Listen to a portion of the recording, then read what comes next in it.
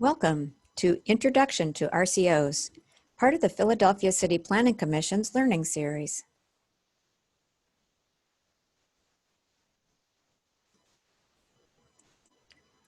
Module 1. In this video, you will learn about the following: what an RCO does, what development is, meetings with developers, how to find existing RCOs, and RCO responsibilities. There are lots of different kinds of organizations in any neighborhood. An RCO has a special interest in the physical development of the neighborhood, like new buildings being built or existing buildings being renovated. An RCO registers with the city so they can receive notice about development projects happening within their boundaries and helps neighbors have a voice in that development.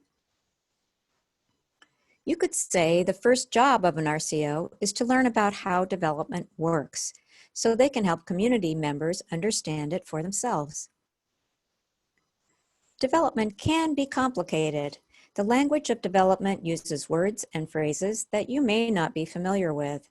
We'll cover just the basics here, but other terms will be covered in other videos you can study. Development can include many types of projects that are created by for-profit companies, nonprofit organizations, as well as individual property owners. Let's look at 3 different types of development. Pamela has bought an empty lot and wants to build a new house. Nadia, Pamela's neighbor, wants to renovate her house, and Maurice, Nadia's brother, owns a corner building where he wants to open a new business. Here's Pamela. Pamela buys an empty lot and wants to develop it. If she decides to build a house on that lot, that's development. Pamela's friend Nadia owns the house next door. The house is getting too small for her family, so Nadia decides to add an extra floor on top. That's development. Nadia's brother Maurice buys a property down the street on the corner. He wants to open a cafe on the ground floor, which is now an apartment. He wants to install a kitchen and set up tables and chairs for outdoor dining.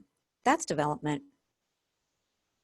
In Philadelphia and in most places, if you want to build a new building, alter an existing building, or change its use, you need to get a permit from the city to do it to make sure it meets the requirements of the code.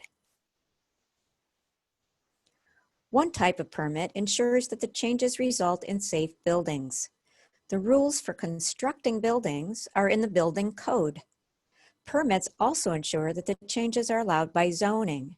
The zoning code is a collection of rules that control the size and shape of buildings, where they are located on a lot, and how they can be used. Learn about zoning in other videos. You live in the neighborhood where Pamela, Nadia, and Maurice are altering their properties. They are developers. You'd want to know what was going on, right?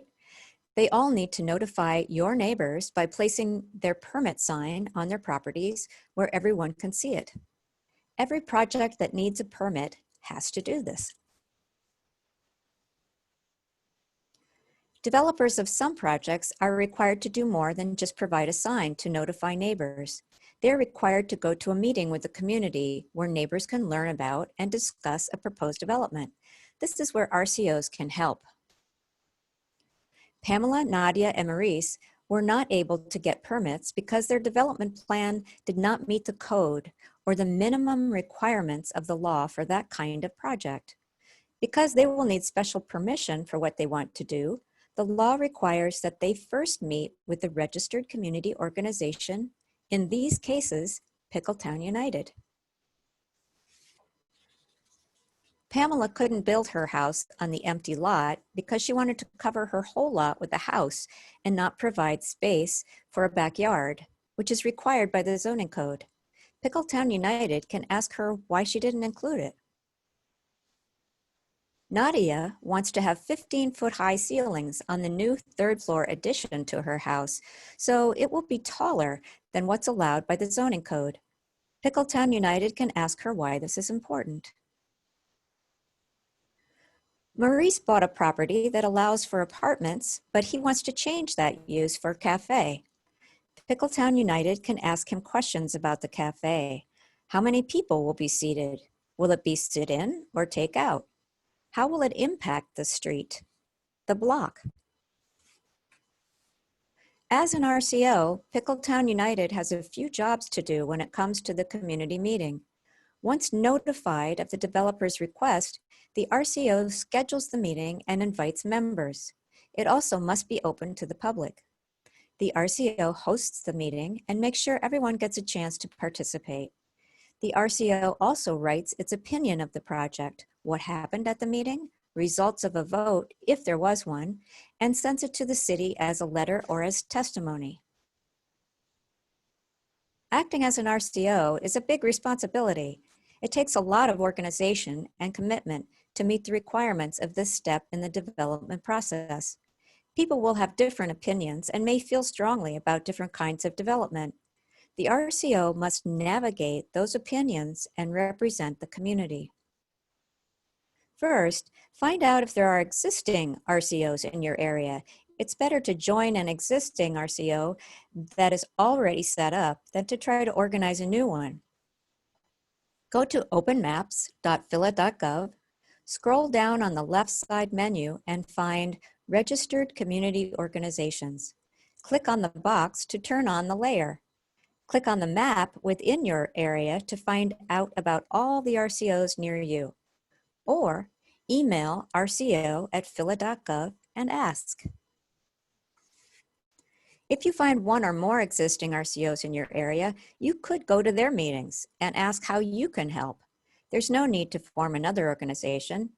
Every RCO and every community member has an equal voice in telling the city what they think about a development. You find out there's not any RCO in your area, and you have the people with the talent and commitment to lead this process? The first step is to complete the application to make sure your group meets the requirements. You can find the application on the phila.gov website. Do a search for the RCO page. The application asks your organization to submit written rules of how it operates, which includes election of officers and regularly scheduled meetings. The application also asks for your organization's geographic boundaries. The boundary streets define the area of potential new projects that your RCO is interested in reviewing. As an RCO, you must be willing to schedule, host, and report out about community meetings to the city and to your membership.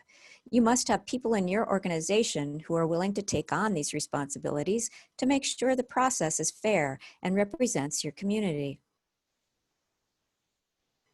In this video, you learned about the following: what an RCO does, what development is, meetings with developers, how to find existing RCOs, and RCO responsibilities. Thank you for watching this presentation on RCOs in Philadelphia. In the next video, RCO Part 2, Processes, you will learn about the process of notification and how RCOs get involved.